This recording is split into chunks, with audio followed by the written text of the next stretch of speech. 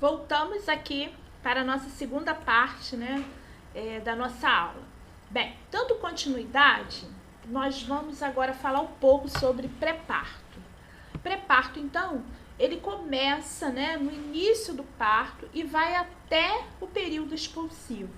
Então, pré-parto vai do início do trabalho de parto até o período que nós chamamos de período expulsivo, quando aquela criança ela nasce, né? Quando a criança vem ao mundo. Dados que vão indicar um trabalho de parto. Primeiro, o apagamento do colo. O que é apagamento do colo? É quando o colo do útero ele começa a diminuir o tamanho, ele vai amolecendo, diminui o tamanho e vai dilatando.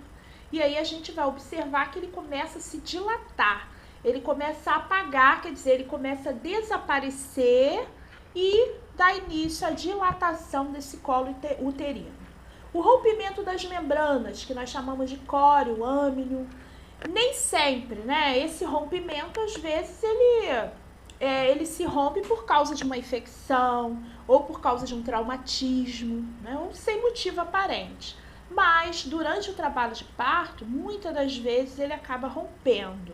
Quando ele não rompe, ele pode, o próprio obstetra ele pode fazer um rompimento mecânico dessa bolsa, né? Dessa bolsa amniótica que nós chamamos. A emissão do tampão mucoso, esse tampão mucoso, ele fica localizado no colo uterino. Ele protege que entre infecções da vagina para dentro do útero. Então, é formado um tampão mucoso aqui. E durante o trabalho de parto, né, o preparo, né, e aí o pré-parto que nós chamamos, esse tampão ele é expulso, ele sai. Então, isso já indica que está em um trabalho de parto, um pré-parto, né?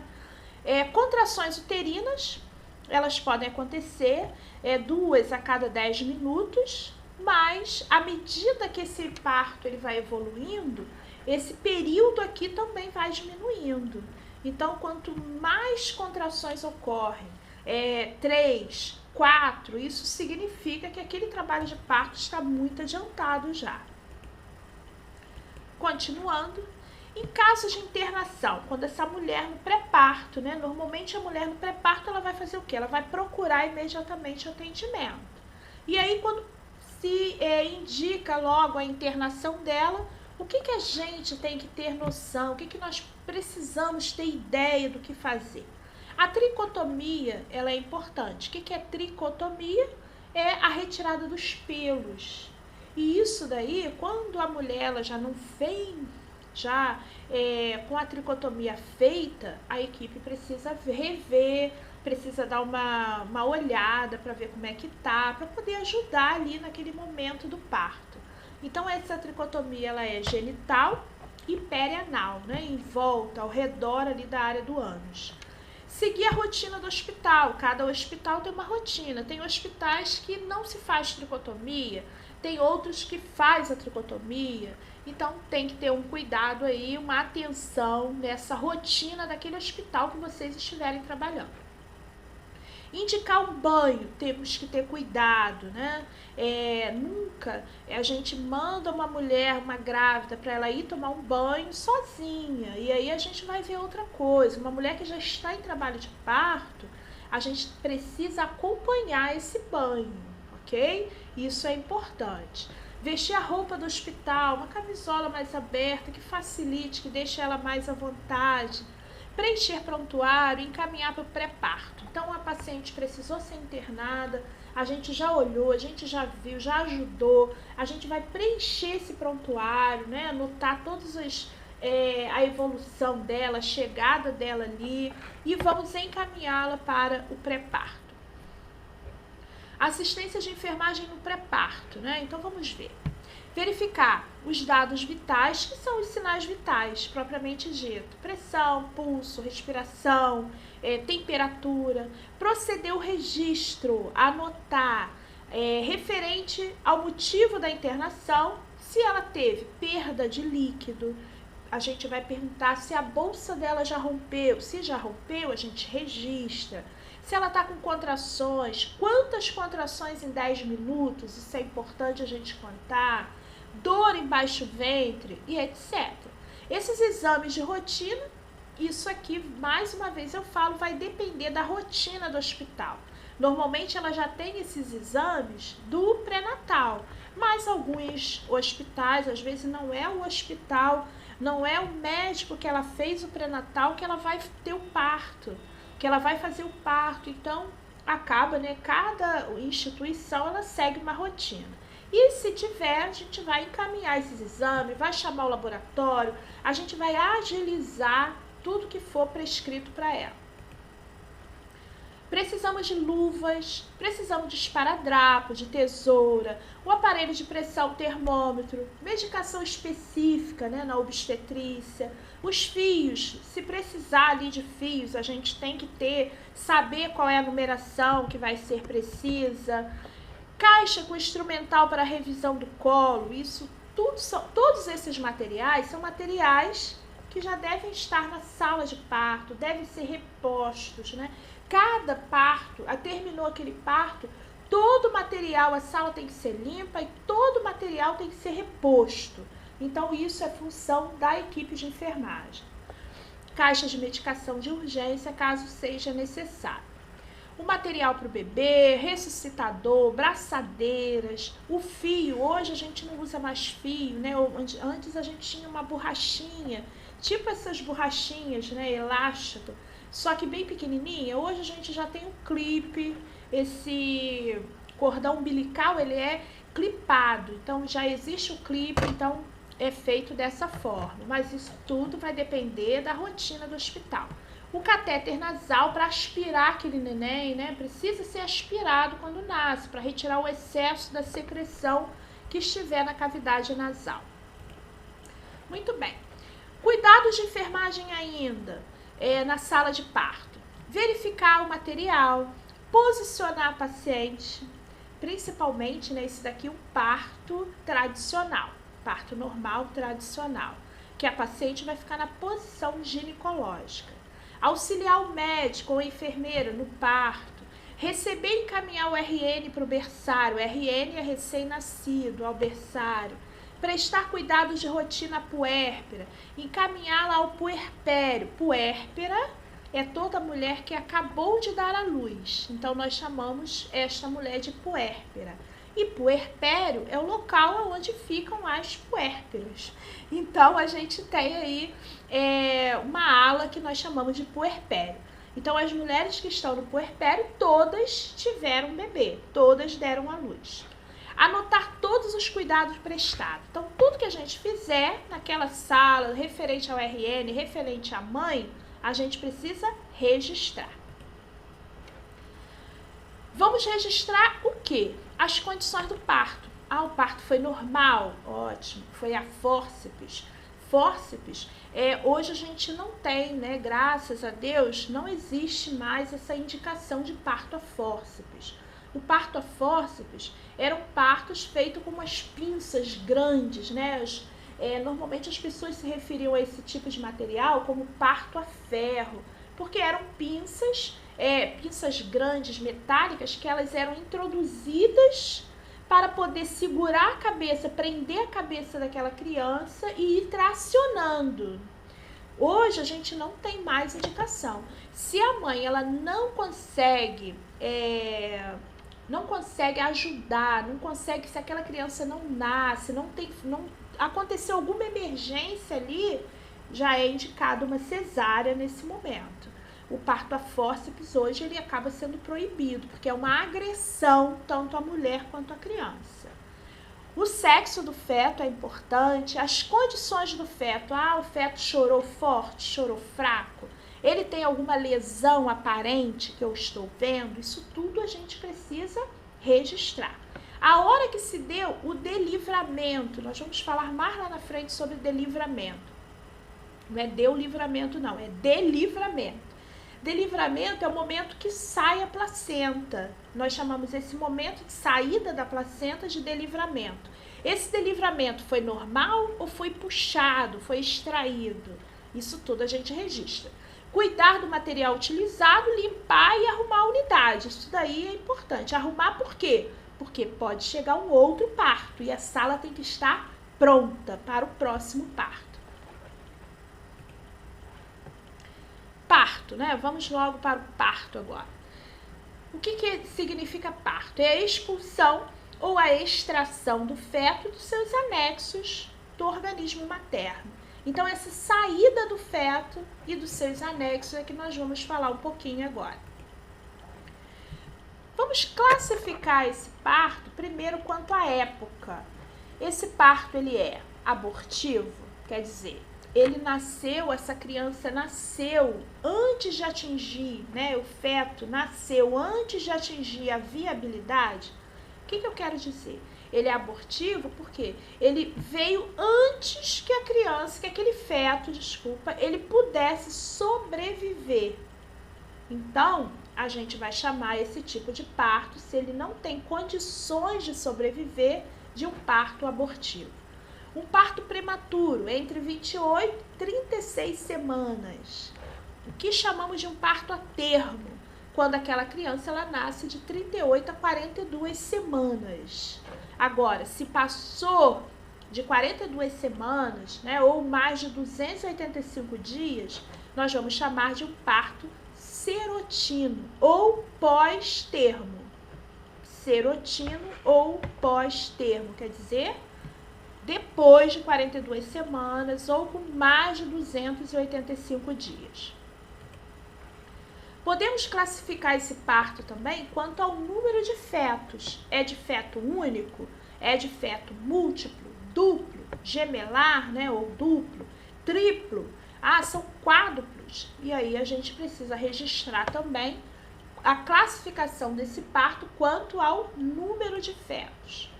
Eu trouxe aqui para vocês alguns termos relativos à puérpera, né, a parto. Parturiente é aquela mulher que está em trabalho de parto. Primípara, acho que nós já falamos, não falamos não. Primípara é a mulher que pariu pela primeira vez. Então, é a primeira vez que ela pariu, nós chamamos de primípara.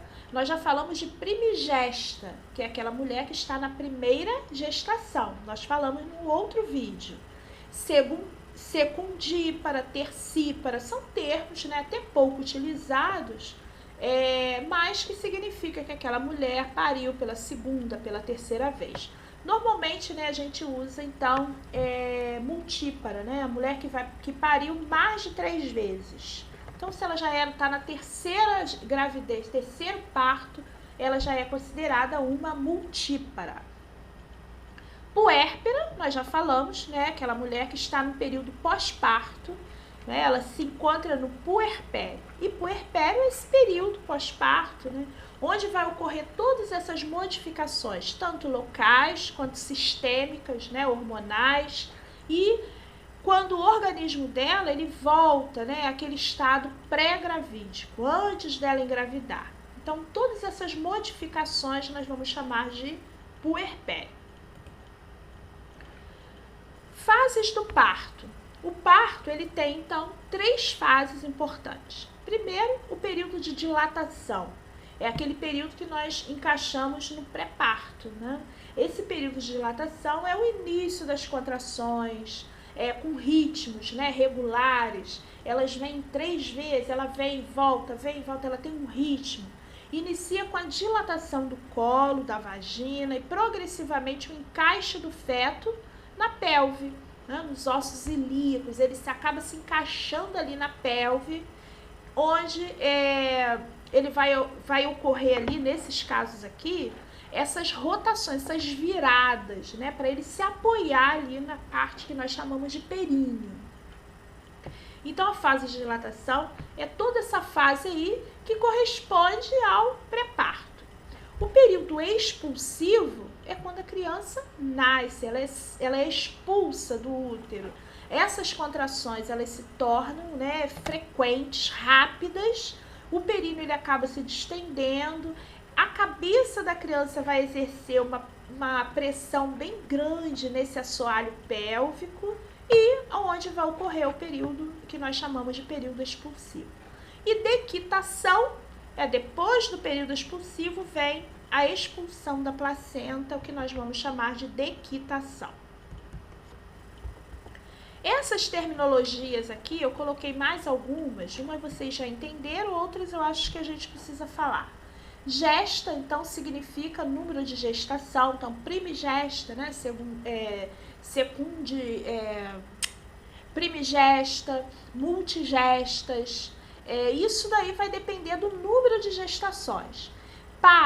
Vamos se referir ao número de partos, né? Aborto, número de abortos. Então, por exemplo, o que a gente quis colocar aqui? Existem, né, essas 3 palavras aqui muito utilizadas em evolução, quando vocês pegarem uma prescrição médica, um prontuário, e aí vocês vão observar que normalmente o obstetra, ele escreve dessa forma. Isso para poder, é um resumo daquele quadro ali no momento. E o que significa? Então, por exemplo, eu tenho aqui gesta 2, gesta 2 para 1, aborto 0. O que significa? Que essa mulher, ela está na segunda gestação.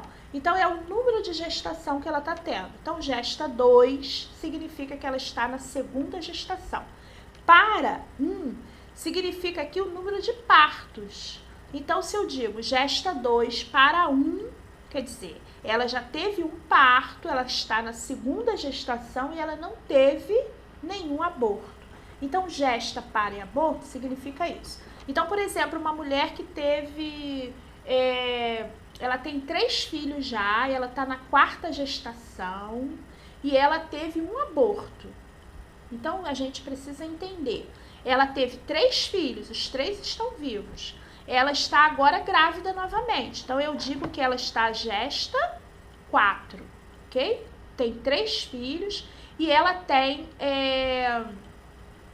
3 filhos, ela está grávida agora. Então, eu digo que ela está no gesta 4 e para 3, aborto 0, certo? Gesta 4 para 3, aborto 0.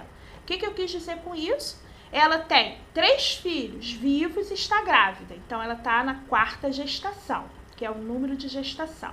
O número de partos é quantos partos ela já teve. Então, se ela tem 3 filhos, né, os 3 vivos, nascidos direitinho, para aqui 3. E ela não teve nenhum aborto, ok? Se ela relata pra gente que ela teve um aborto, então a gente registra o aborto. Então, gesta aqui é o número de gestações dela, incluindo a atual, certo? E para é o número de partos que ela já teve e aborto o número de abortos. Então, gesta, nesse caso aqui, gesta 2 para 1, aborto 0, segunda gestação, 1 filho vivo e aborto nenhum. O DUM, nós já vimos isso na primeira aula, que é a data da última menstruação. O DPP significa data provável do parto, que é aquela regrinha que eu ensinei para vocês, que é a regra de Nageli. Aí, o IG significa idade gestacional e a FU é a altura do fundo do útero. Essa altura do fundo do útero, normalmente o obstetra ele vai acompanhando o crescimento fetal. Então, se mede, né, com uma fita adesiva, uma fita métrica, e se acompanha mensalmente o crescimento do útero. Se o útero está crescendo, significa que o feto também está crescendo, certo? Então, isso daqui, só para a gente conhecer essas nomenclaturas e saber o que significa.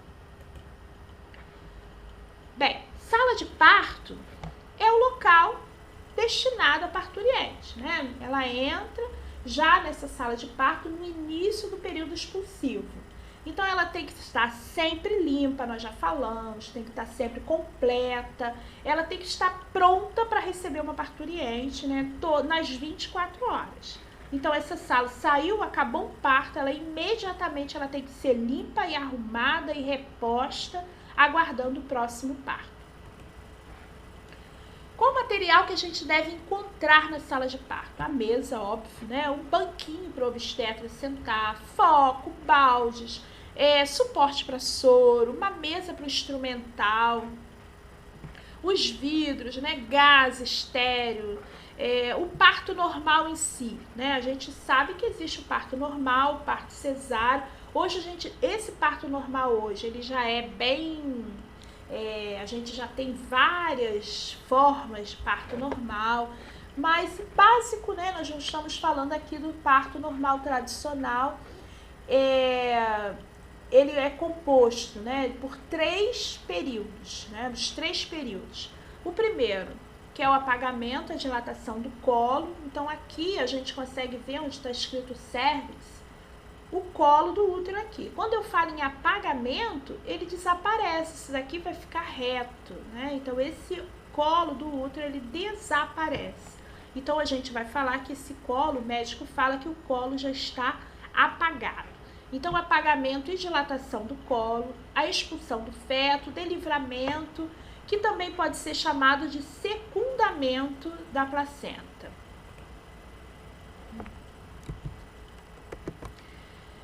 Esse slide aqui, né, essa imagem que eu peguei para vocês, só para a gente ter uma ideia. Quando a gente fala em parto normal, né, a gente tem o parto normal tradicional.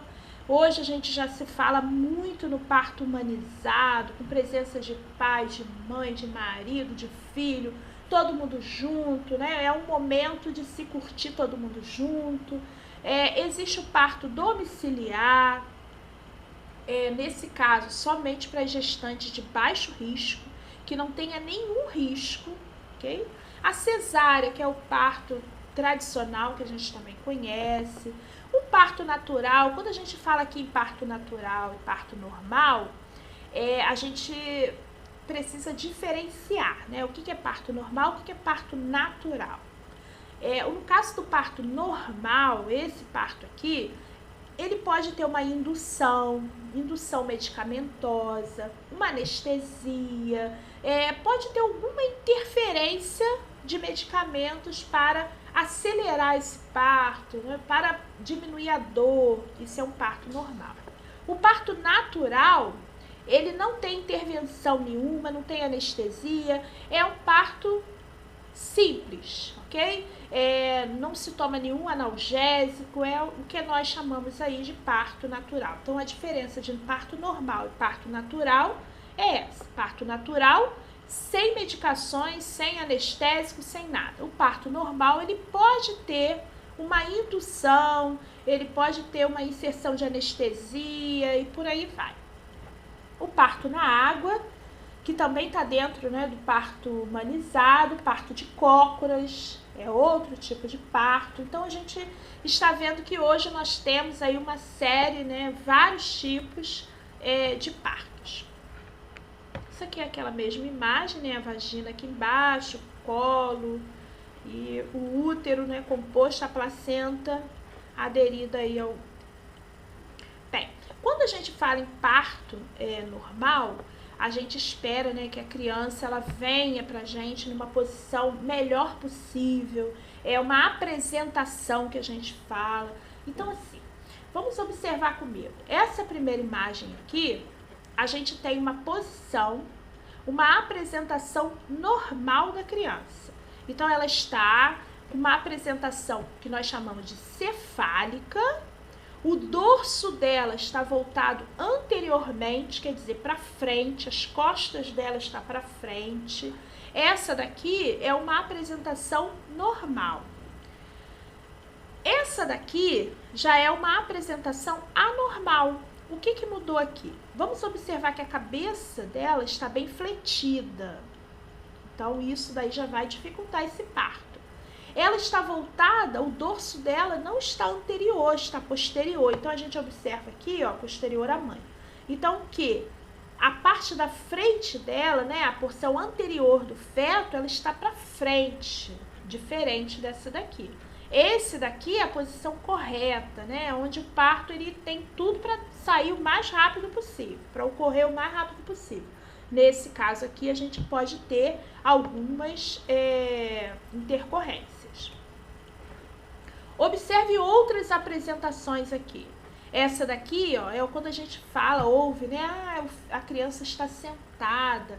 É um parto que nós chamamos de parto pélvico. Hoje em dia, uma criança na apresentação pélvica, a indicação é cesárea. Não tem como, mas a gente vai ver que existiam, né, e pode existir um parto com apresentação pélvica. Aqui, da mesma forma, observe esse, ó. Houve uma saída já do membro inferior. Isso daqui vai ser muito complicado, certo? Isso aqui são algumas apresentações que não são normais. Voltando aqui. Vamos dar uma olhada aqui. Aqui um parto pélvico, só pra gente ter ideia, né? A criança, ela nasceu sentada. A dificuldade, né? A dificuldade para esse parto vai ser sempre maior. A mesma foto, olha, observe que a posição, né, bem ruim de nascer. A indicação aqui com certeza deveria ser uma cesárea. Da mesma forma, olha, então a gente observa aqui que a cabeça vai ser o último, onde a cabeça ela deveria ser a primeira a sair. A mesma coisa que vocês estão vendo. Aqui uma apresentação totalmente pélvica, né? Então a gente acaba vendo que esse parto aí vai ser ruim. Estão observando? Então, essa daqui não é uma apresentação correta para um nascimento. O certo, né? O correto, um parto assim, sem distócia nenhuma, que nós falamos, sem nenhuma normalidade, é um parto cefálico. O parto pélvico, ele já é um parto complicado. Aqui uma apresentação cefálica, né? Então a gente observa aqui, ó, o que nós chamamos de um bebê coroando, quando a gente já observa o couro cabeludo aparecendo aqui nessa área do períneo. Então, um bebê coroando, que nós falamos, a nomenclatura é essa. Aqui a gente observa, né, um neném com a placenta ainda, o cordão umbilical. De novo essa foto, eu não apaguei. Essa imagem aqui é só para vocês terem uma ideia, né? Isso aqui é no Hospital de Laranjeiras, é uma sala de parto humanizado. Então, aonde você tem, né, todo aparato para receber aquela criança, para relaxar, é uma banheira, né? Então, é um parto onde tenta-se, né, fazer com que a mulher se sinta em casa, né, se sinta num ambiente mais familiar, uma presença de familiares, de mãe, de marido, de filhos, para tornar esse momento não um momento de estresse, né, um momento de tristeza para ela, mas um momento de alegria para ela também. Muito bem. Febre puerperal, a gente já está terminando. Febre puerperal, a gente vai se referir a uma febre que ela vai aparecer depois do parto. Isso era muito comum, bem antigamente, né? A gente tem relatos bem passados de mulheres que às vezes acabavam indo a óbito no pós-parto por uma infecção. Então eram partos, né, onde não se tinha uma esterilização adequada. Então eram partos feitos onde a mulher acabava se contaminando durante o parto, evoluindo para uma infecção, e se essa infecção ela ficasse generalizada, que é o que a gente chama de septicemia, levava essa mulher à morte, ok? Então, febre puerperal. Então, essa palavra puerperal, ela vem de puerpério, é o pós-parto. Aborto, estamos terminando, aborto espontâneo, né? Os tipos de aborto aí, a gente tem aí no caso o aborto induzido, que não é o caso, e temos o aborto espontâneo, que é o que nós vamos falar. Normalmente, né, essa expulsão aí prematura do feto pode ser devido a algum problema hormonal da mãe durante a gravidez, e aí acaba descolando, né, descolando a placenta e levando aquele feto aí, essa gravidez, a um aborto espontâneo. Só umas imagenzinhas de uns fetozinhos que eu achei, essezinho aqui, ó, de 11 semanas. Olha, então a gente conclui, né, esse daqui é um aborto espontâneo. Bem, então aqui a gente termina essa nossa terceira aula. Espero que tenha conseguido passar bem para vocês consigam entender. Qualquer dúvida, podem falar comigo, podem mandar mensagem. A gente está aqui para tentar ajudar, né, no meio dessa pandemia toda, dessa confusão toda que a gente está passando, mas que nós possamos tirar algum momento, alguma coisa boa a nível de aprendizado. E o mais importante, a gente não está parado, a gente não está perdendo tempo, a gente está andando. Então isso daí é importante para não atrasar tanto a vida da gente lá na frente. Tá bom? Fiquem com Deus. Até a próxima aula.